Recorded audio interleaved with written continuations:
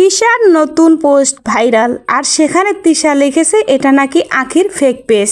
এই পেজ থেকে আহাদ তিশার ছবি থেকে ইনকাম করে খাচ্ছে আখি। কারণ আখির তো এখনো তার পেজ থেকে ইনকাম নাই, সেই জন্য তিশা কথাই বলল।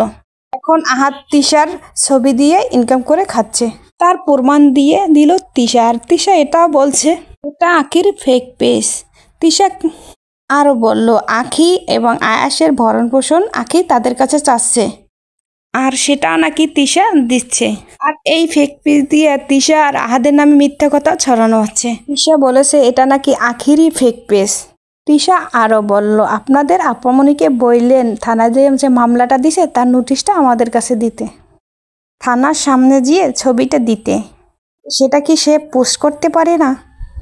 তিশা আরও বলল আমাদের ছাড়া আখি কোনোদিনই ভাইরাল হতে পারবে না, আমাদেরকে নিয়ে কিছু না কিছু বলেই ভাইরাল হয়েছে আখি। আখির সম্পর্কে তিশা আরও বলল দেখো না তোর পেজের এখনো মনিটাইজেশন আনায়, আমাদের ছবি ভাইরাল করেই তোর খেতে হচ্ছে, তোর অভিশাপ লাগছে, তুই এখনও মনিটাইজেশন পাও না, 4 লাখ ফলোয়ার তবুও।